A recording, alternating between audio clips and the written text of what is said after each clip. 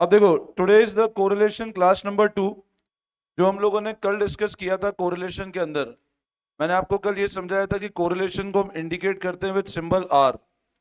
Value range करती है -1 से +1। -1 मतलब परफेक्ट नेगेटिव, +1 मतलब परफेक्ट पॉजिटिव। ठीक है। फिर कोरिलेशन को मैंने ये बताया था, कोरिलेशन मेनली तीन तरह का होता है। एक होता है पॉजिटिव, एक होता है नेगेटिव, एक होता है जीरो। पॉजिटिव मतलब क्या होता है, एक्स और वाई दोनों सेम डायरेक्शन मूव करते हैं। एक्स डाउन है तो वाई भी डाउन है, एक्स इंक्रीज है तो वाई भी इंक्रीज है। नेगेटिव मतलब एक्स इंक्रीज है वाई डिक्रीज है, एक्स डिक्रीज है वाई इंक्रीज है, ये नेगेटिव कोरिलेशन। और जीरो मतलब क्या होता है, एक्स और वाई रिमेन अनरिलेटेड, कोई फर्क नहीं पड़ता, एक्स पे कुछ भी हो जाए वाई पे कोई फर्क नहीं पड़ता है। ठीक है ना।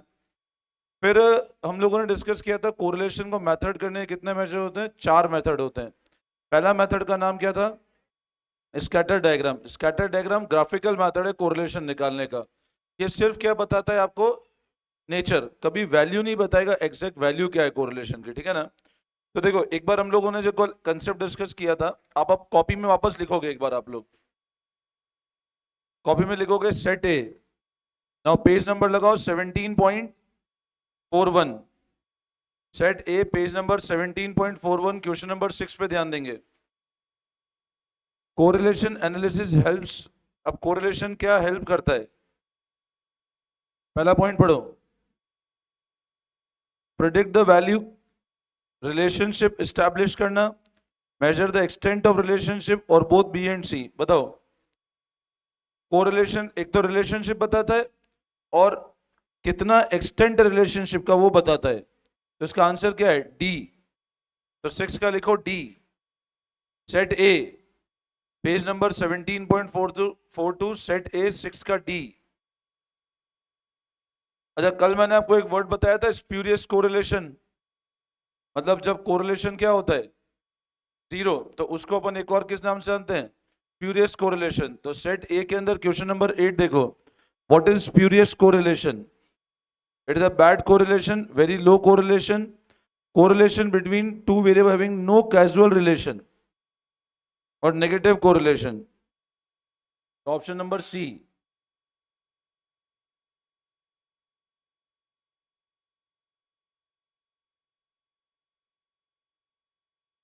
Now come to question number, इसका पहले 10th वाला देखो। Come to 10th part. 10th वाला देखो, if the plotted point in scatter diagram lie from. अगर प्लॉटेड पॉइंट्स कहां से कहां मूव करते हैं,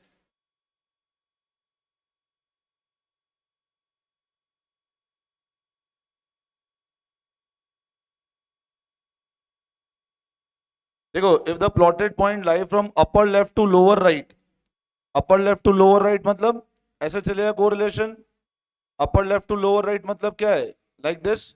तो कोरिलेशन क्या होगा, पॉजिटिव, नेगेटिव, जीरो, और नन ऑफ दीज। तो इट इज नेगेटिव, तो ऑप्शन नंबर सी।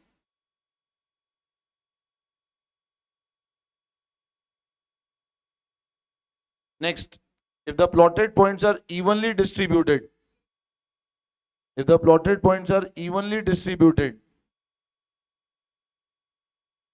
अगर इवनली मतलब बिखरे हुए हैं, इवनली मतलब पूरे ग्राफ पे बिखरे हुए हैं, तो r इज इक्वल टू 0। ये लिखते जाओ, नंबर है ना, r इक्वल टू 0। अच्छा, यहां पर पता है एक और चीज ध्यान रखना। देखो, जब भी ऐसा हो जा रहा है लीनियर रिलेशनशिप, लीनियर मतलब क्या होता है, एक्स और वाई एक लाइन पे ही कैरी करते हैं, मतलब they lie on a straight line. अभी अपन आगे जब पढ़ेंगे कार्ल पियर्सन, तो वहां हम लोग ये डिस्कस करेंगे, कार्ल पियर्सन सिर्फ लीनियर रिलेशनशिप का ही कोरिलेशन निकालता है। बट जैसे बोला जाए कि स्कैटर डायग्राम, तो scatter diagram can be use for both linear, मतलब लाइन पे हो तब भी हो सकता है रिलेशन, या लाइन पे नहीं हो तो भी मेजर करता है। तो एक पॉइंट लिख लो आप, ये कहीं लिख लो नोट अगेन लगा करके, scatter diagram, scatter diagram can be used,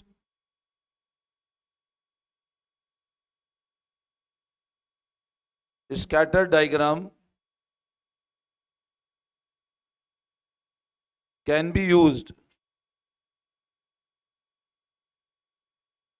for measurement of both linear and non linear variable. इस नॉन लीनियर को अपन एक और नाम जानते हैं, कर्वी लीनियर। मतलब ये लीनियर का भी रिलेशनशिप निकाल सकता है और नॉन लीनियर भी निकाल सकता है, ग्राफिकल मेजर करना है उसको। लीनियर मतलब रिलेशनशिप लाइन पे जा रहा है पूरा, और नॉन लीनियर मतलब लाइन पे नहीं कैरी कर रहे हैं पॉइंट्स को। So it can be used for measurement of both linear as well as non-linear variable. ये नोट कर लिया?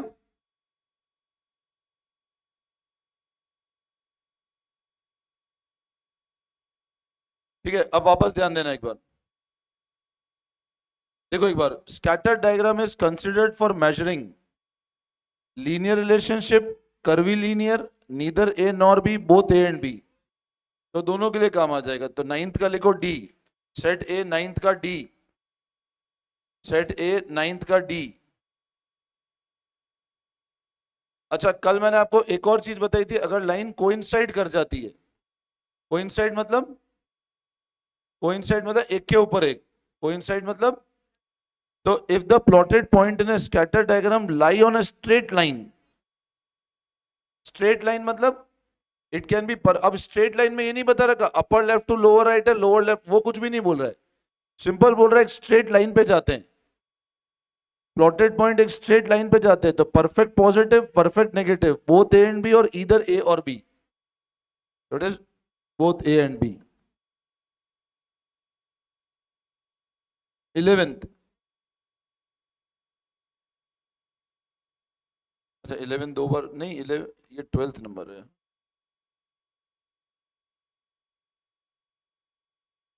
इसमें है ना, सुनो मेरी बात, बोथ ए एंड बी की बजाय what I think the appropriate option इधर ए और B. Both A and B मतलब तो क्या दोनों एक साथ होंगे, इधर ए और बी, क्योंकि देखो स्ट्रेट लाइन पे तो या तो ए भी हो सकता है या बी हो सकता है, तो instead of C mark it the option number D, इधर ए और बी, या तो ए या बी दोनों ही चलेगा ना, परफेक्ट पॉजिटिव भी हो सकता है, परफेक्ट नेगेटिव, दोनों साथ थोड़ी ना होंगे, तो इधर ए और B is appropriate option, 12th का डी मार्क करना। Next, correlation between shoe size and intelligence, कल डिस्कस किया था अपन ने, 0। तो 13th का ए, 13th का ए,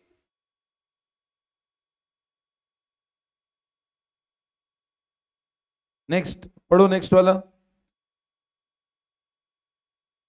the correlation between speed of an automobile and distance travel by it after applying the brake, मतलब हम बहुत स्पीड से चल रहे हैं और एकदम से ब्रेक लगा दिया, ब्रेक लगाने के बाद जो डिस्टेंस होगा वो स्पीड बढ़ेगी या कम होगी, मतलब जितना तेजी से ब्रेक लगाओगे उतना स्पीड क्या होगी, कम होगी, तो रिलेशन क्या है, नेगेटिव।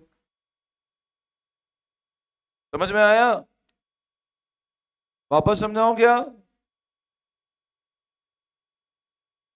नेक्स्ट 15 देखो, scatter diagram help to find nature, extent मतलब वैल्यू, नेचर मतलब पॉजिटिव नेगेटिव क्या है, एक्सटेंड मतलब value, obtain the mathematical relationship between two variable और both a and c।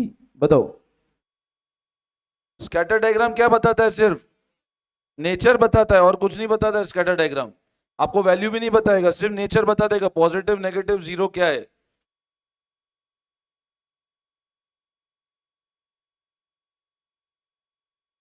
Eighteenth, ये 15th क्वेश्चन था, 15th का ए। 18th, if the value of correlation is positive, मतलब आर क्या है, then points in scatter diagram tend to cluster from lower left to upper right, ऐसे जाएंगे,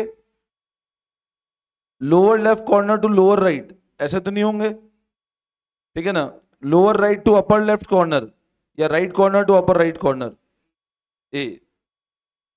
18th का A. Next, when R equal to 1, R मतलब, R का मतलब what is mean word R, correlation, all points in scatter diagram would lie, अब सारे points कहां चलेंगे, on a straight line from lower left to upper right, upper left to lower right, upper left to lower right, तो ऐसा हो गया ना, ये तो रिलेशन नेगेटिव हो गया, तो अगेन ए। नेक्स्ट नेक्स्ट देखो 23 19th 23 what are the limits of correlation? No limit, -1 and 1 excluding the limit, 0 and 1 including limit मतलब 0 भी include है और 1 भी include है, और -1 and 1 including the limit, तो D।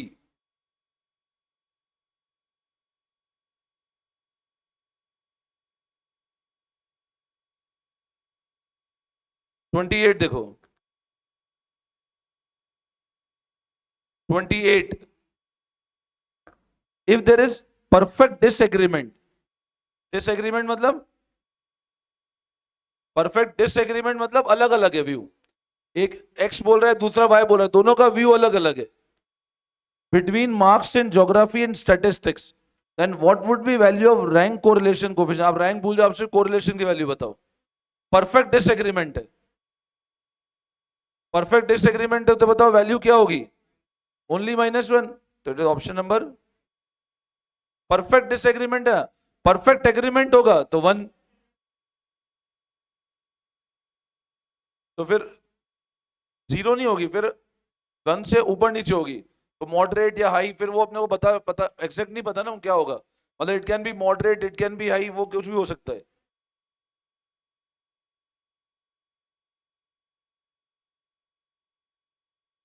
बोलो यहां तक कोई डाउट, यहां तक कोई कंफ्यूजन? तो देखो ये अपना फर्स्ट मेथड होता है जिसका नाम क्या है? Scatter diagram method. This we complete the first method that is known as which method? Scatter diagram method. अब लिखो second method, write down method number 2।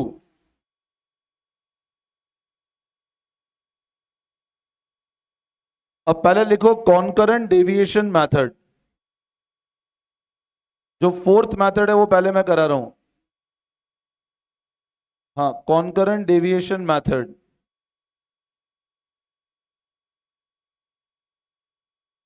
कल मैंने आपको 4 मेथड बताए थे, उसमें फोर्थ मेथड करा रहा हूं मैं ना अभी।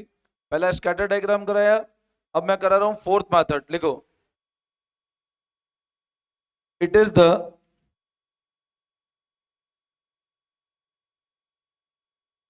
most simplest and quickest method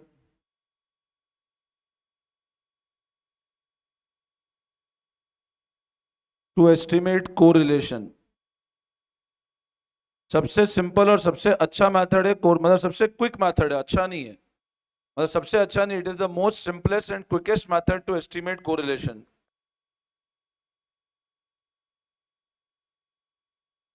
this method is generally used when we are not concerned with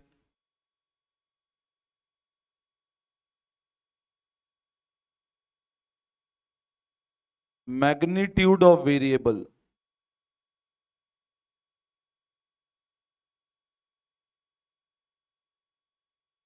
This method is generally used when we are not concerned with magnitude of variable।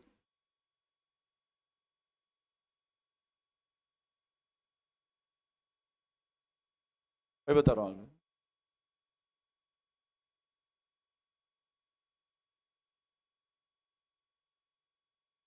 फिर देखो आप, अब कोरिलेशन का symbol are है, इसको लिखो इस तरह, सी मतलब कॉन्करेंट डेविएशन, सी मतलब देखो आर के नीचे कोरिलेशन, सी मतलब कॉन्करेंट डेविएशन। फॉर्मूला लिखो इक्वल टू प्लस माइनस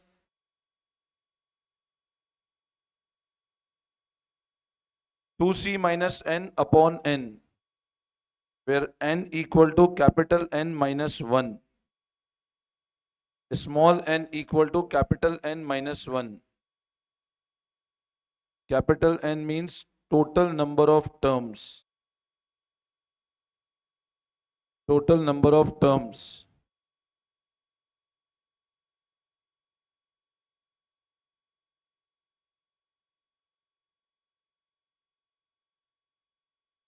और सी का मतलब लिखो total number of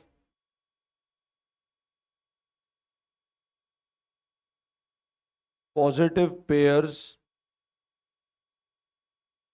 of observation, total number of positive pair of observation.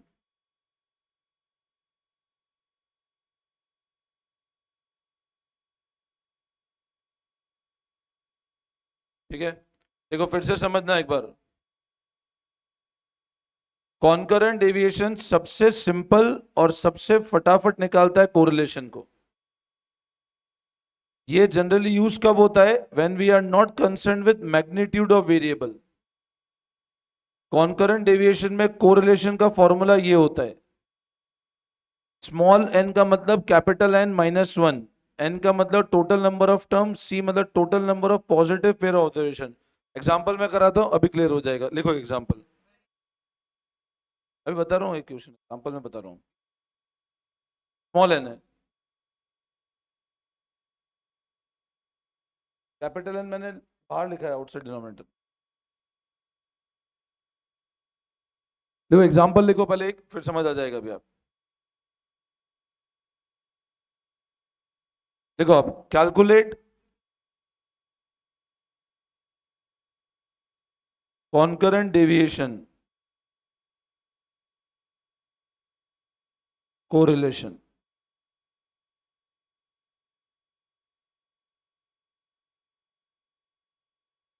एक कॉलम बनाओ सप्लाई, ब्रैकेट में लिखो एक्स। एक कॉलम बनाओ डिमांड, ब्रैकेट में लिखो वाई। 68, 43,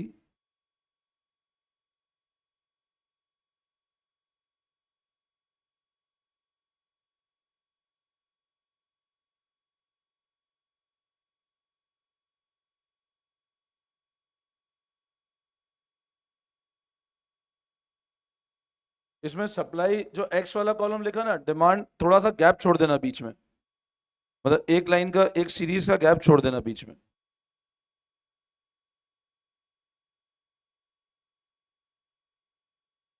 डिमांड वाई, अब वैल्यू लिखो।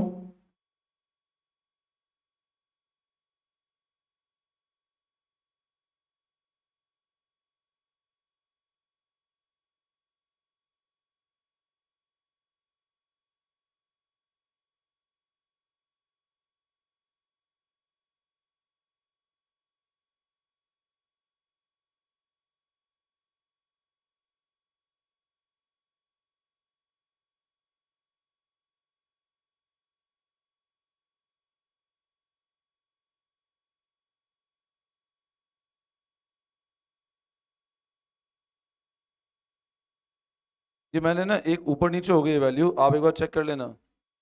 आपका 68 के सामने 65 आ रहा है ना, ये ऊपर टेबल में एक ऊपर नीचे वैल्यू हो गई है। मैं एक बार इसको रब कर रहा हूँ, आपने कॉपी कर लिया? हाँ एक बार आप कॉपी कर लो, 53 के सामने 85 आएगा, ध्यान रखना। 80, देखो मैं रिपीट, मैं वैल्यू बोल रहा हूँ 65, 60, 55, 61, 35, 75, 45, 40, 85, 80, 85।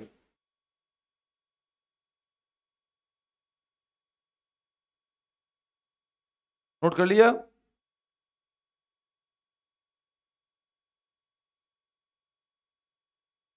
मैं इसको एक बार रब कर रहा हूं, आपने कॉपी कर लिया?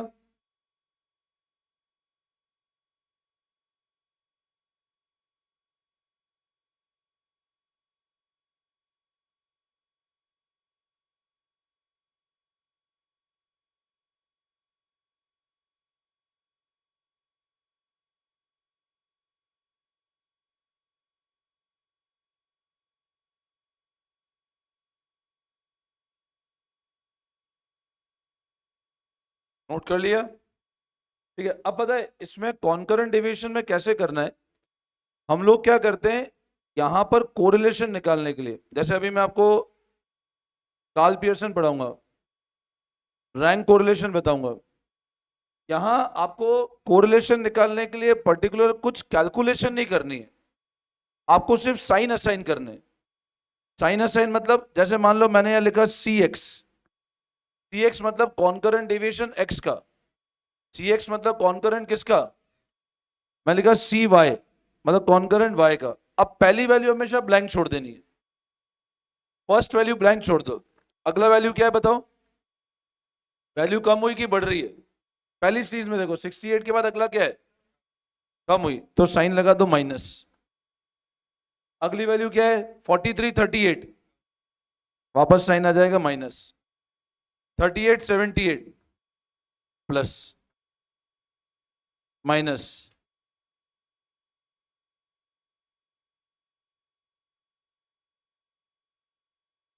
इसे सी वाई में पहला वैल्यू ब्लैंक छोड़ो, हम पहला वैल्यू ब्लैंक छोड़ते हैं इसलिए कैपिटल एन -1 करते हैं, हम एक वैल्यू कम कर देते हैं इसमें। अगला बताओ,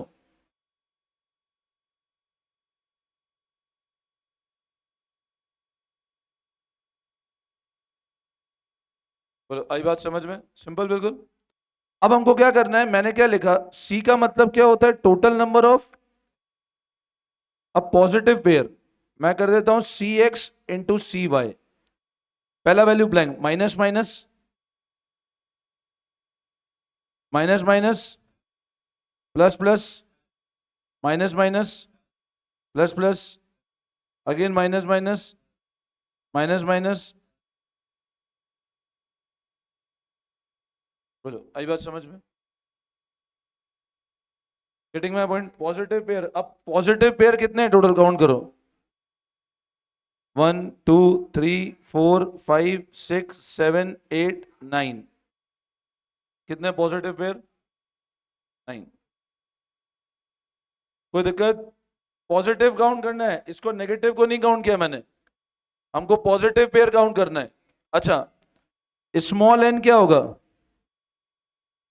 नाउ 1 2 3 4 5 6 7 8 9 10 11,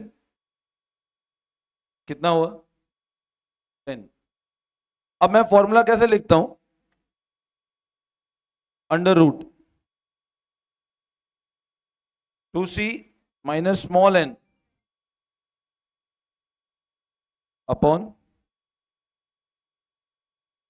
तो this is 18 minus 10 upon 10 under root. अब अगर ये वैल्यू नेगेटिव आती, अगर ये मान लो, सुनना मेरी बात ध्यान से, अभी ये वैल्यू पॉजिटिव है नेगेटिव है, पॉजिटिव है, तो मतलब कोरिलेशन पॉजिटिव है अपना, तो 0.8 का अंडर रूट करो कितना आता है, 0.8944, तो आपका आंसर पॉजिटिव ही रहेगा। अज्यूम करो यहां पर लेट से वैल्यू 3 आती है, 9 की जगह क्या आता, तो ये वाला वैल्यू नेगेटिव होता। आप नेगेटिव का अंडर रूट करोगे तो ऊपर एरर दिखाएगा आपको, कैलकुलेटर में आप नेगेटिव का अंडर रूट करोगे तो एरर आ जाएगा, तो इसका मतलब नेगेटिव का अंडर रूट नहीं हो सकता। तो हम क्या करेंगे, नॉर्मल माइनस को इग्नोर करके अंडर रूट करेंगे और फाइनल आंसर में माइनस लगा देंगे हम लोग। मेरी बात फिर सुन लेना, एक बार पहले ये कॉपी करो फिर मैं बताता हूं एक बार नेक्स्ट वाला, पहले कॉपी करो एक बार फटाफट।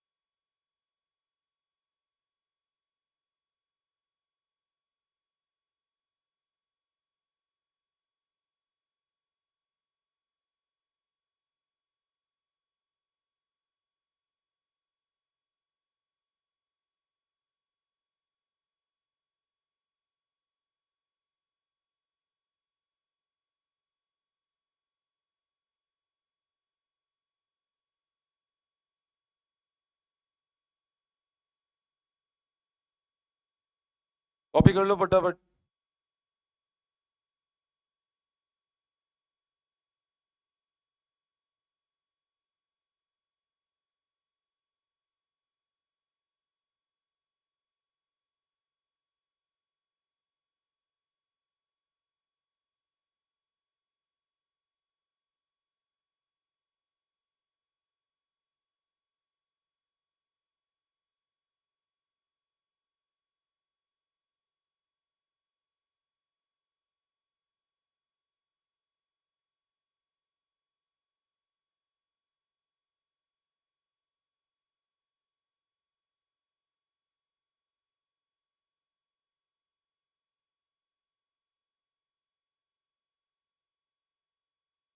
देखिए फटाफट।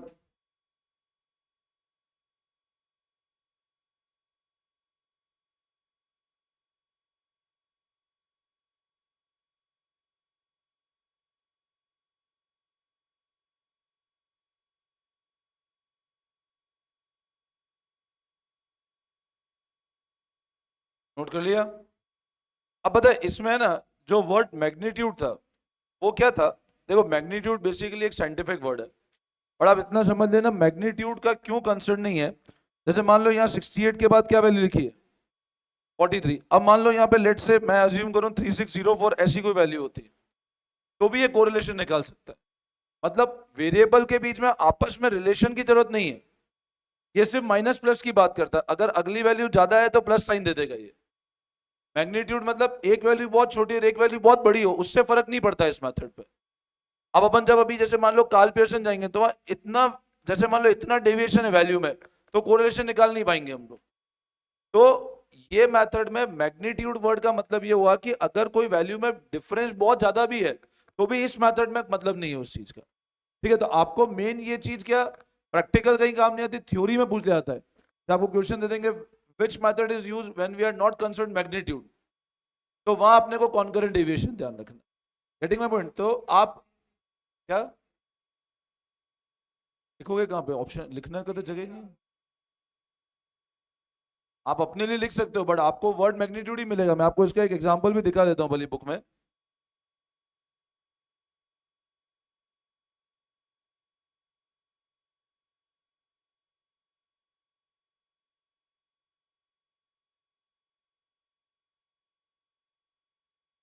जैसे आप देखो क्वेश्चन नंबर 30, क्वेश्चन 30 देखो एक बार आप। Which is the quickest method to compute the correlation? Method of, अच्छा, when we are not concerned with magnitude of two variable. 29, when we are not concerned with magnitude of two variable, we consider rank, product movement, concurrent, A or B but not C. See, concurrent deviation method से कोई फर्क नहीं पड़ता है ना, उसे coefficient हो concurrent deviation this one and the same thing. इस चैप्टर में एक ही बात है, कोरिलेशन कोफिशिएंट बोलो या कोरिलेशन बोलो एक ही बात है वो, है ना? समझ में आया? तो option number C, coefficient of concurrent deviation. Note कर लिया? सेट ए का 29 का 30 का बी, 29 का सी।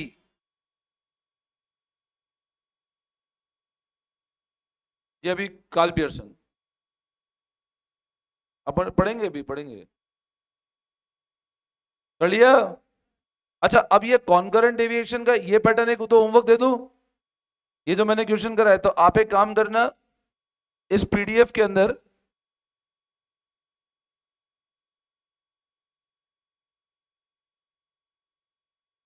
एक ये वाला 17.15 क्वेश्चन होमवर्क कर लेना, पेज नंबर 17.24 पे।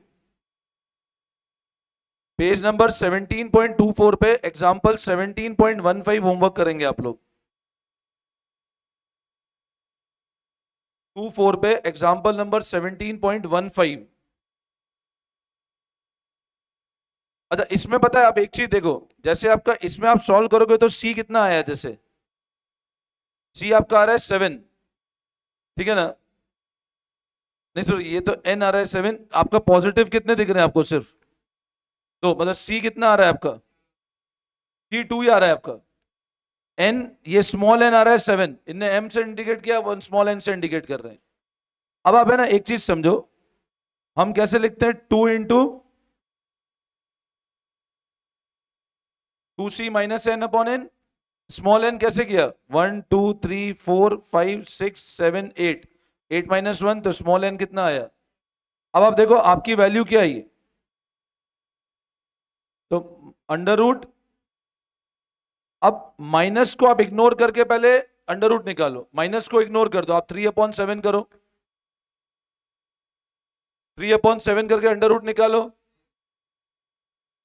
0.65 आ रहा है। अब माइनस एक बार इग्नोर करके अंडर रूट निकाल लिया आपने, कितना आया? अब माइनस लगा दो आगे बस। एक बार अंडर रूट में माइनस इग्नोर कर दो। -3/7 मतलब क्या है? कोरिलेशन नेगेटिव है। -3/7 मतलब कोरिलेशन नेगेटिव है इनका। अब आप -3/7 का अंडर रूट कर नहीं पाओगे, तो 3/7 का अंडर रूट करो और एंड में आंसर के आगे माइनस लगा दो, तो आपका आंसर -0.65 आ जाएगा। समझ में आया? वापस समझाऊं ये पॉइंट? तो एक तो ये वाला होमवर्क कर लेना, एक और लिख दो आप।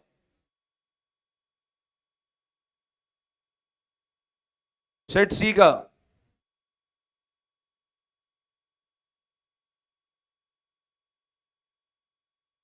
सेट सी का 11th होमवर्क कर लेना। अभी 10th अभी कराया मैंने आपको, 11th आप होमवर्क कर लेना। अभी जो कराया वो सेट सी का 10th क्वेश्चन था जो मैंने करवाया था आपको। ठीक है, ये काम करना, फिर करते हैं नेक्स्ट क्लास से कंटिन्यू। तो अब ये अपना मेथड कंप्लीट हो गया है, कॉन्करेंट डेविएशन। ये बस इतना ही है, ठीक है ना? नेक्स्ट क्लास में करेंगे फिर इसको।